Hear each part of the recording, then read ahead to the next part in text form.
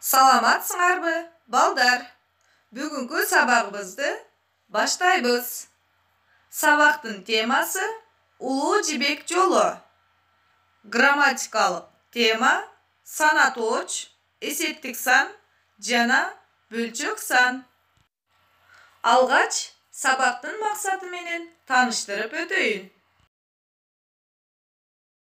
Билим берүүчүлүк. Окуучулар санатооч боюнча маалымат алышат. Эсептик сан, бөлчөк сандарды бири-биринен ажыратып айта алышат. Өнүктүрүүчүлүк.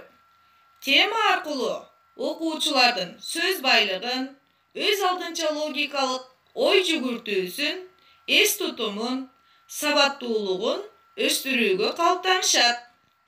Тарбия берүүчүлүк. Ынтымактуулукка, тактыкка жана санатоочторду турмушта туура пайдалана алууга тарбияланышат. Ал эми көрсөткүчтөр.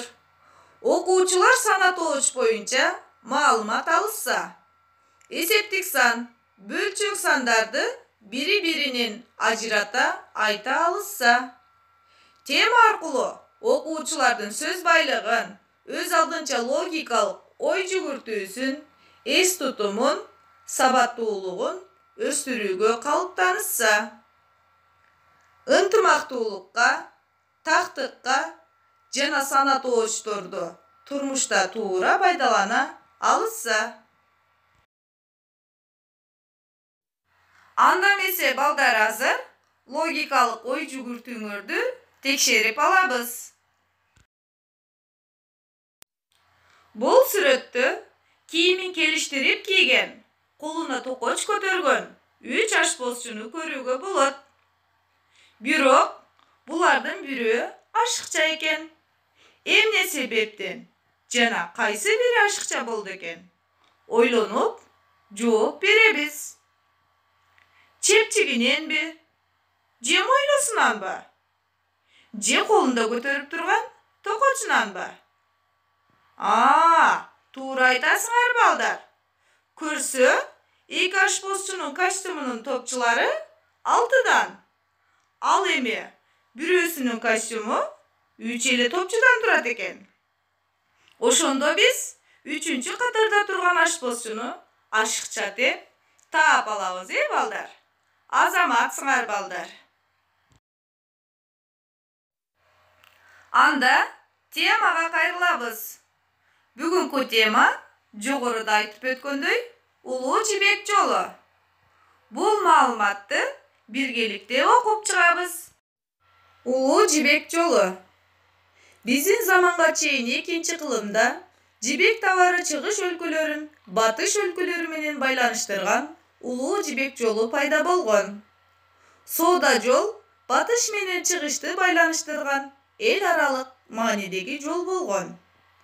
Орта Азиянын базарларында Кытайдын жибек кездемелерине, фарфорлоруна суроо талап жогору болгон. Индия, Ирандын кооздуктары, сапаттуу металл буюмдары, шаймандары бааланган.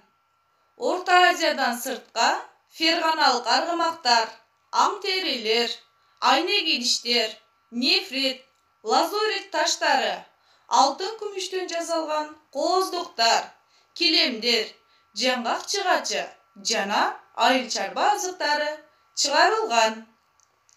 Сооданын өнүгүшү менен математика илими, искусствонун жетишкендиктери болуп, шаарлар курулуп, имараттар салынган.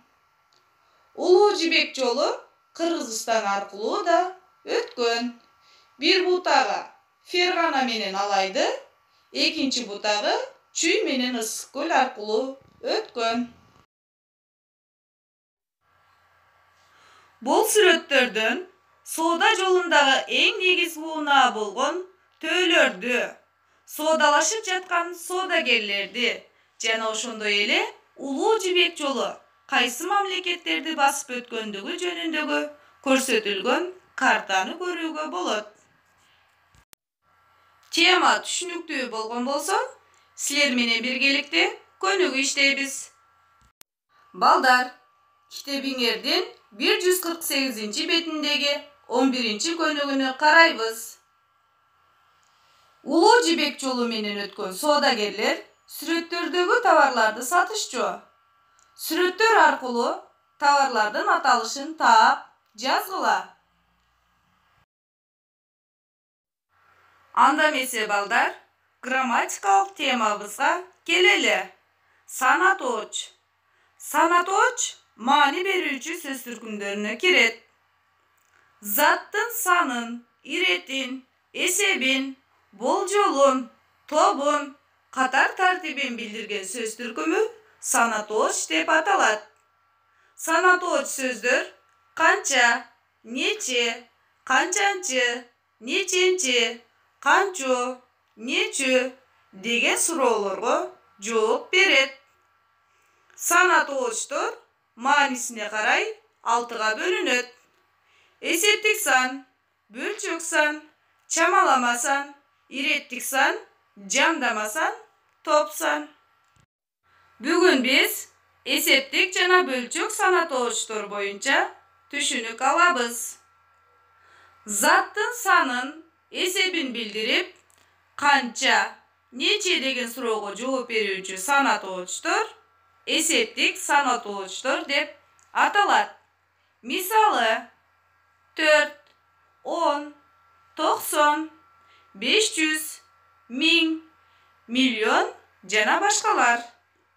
Анда эсептик санаточтор боюнча түзүлгөн сүйлөмдөргө карайбыз. Асан 5 жашынан музыкага кызыгат. Атчан адам ал жерге 3 жыл, 3 ай жол жүрүп, араң жетет. Кыргыздарда 7 атасын билүү милдет. Ал эми заттын санын майдалап, бүтүн сан менен бөлүктүн өз ара катышын билдирген сан бөлчөк сан деп аталат. Бөлчөк сан чыгыш жөндөмөсүнүн дан мүчөсү аркылуу жасалат. Мисалы 2ден 1, 5ден 3, 10дон 2, 100дөн 20 жана башкалар. Бул жерде 2 деген санаточко дан мүчөсү уланды. 2ден бүтүн сан 1 бөлүк. Демек балдар, бөлчөк санды кепте кантип колдонсок болот? Төмөндөгү сүйлөмдөргө көңүлүбүздү бурабыз. Эгиндин 2ден 1 бөлүгүн эгип бүттүк. Жолоочулар жолдун 4дөн 2 бөлүгүн басып өтүштү. Окуучулар бактын 10дон 2 бөлүгүнө көчө толтургузушту. Кайталайм балдар. Демек, заттын санын, эсебин билдирип, канча, нече деген суроолорго жооп берсе, эсептик санаточ. Ал эми заттын санын майдалап, бүтүн сан менен бөлүктүн өз ара катышын билдирген сан бөлчөк сан деп аталып, чыгыш жөндөмөсүнүн дан мүчөсү аркылуу жасалат. Бул эрежелерди эреже дептериңерге жазып алгыла. Эсептик жана бөлчөк сандар боюнча түшүнүк алган болсок, 150 беттеги 16 көнөгүдө көрсөтүлгөн тексттен эсептик жана бөлчөк сандарды таап дептерибизге жазабыз. Балдар, баарыбыз биргеликте текст менен таанышабыз. Токош жана биримдик. Мугалим эжейибиз сабакта бизге топ менен биргеликте аткаруу үчүн кызыктуу тапшырма берди.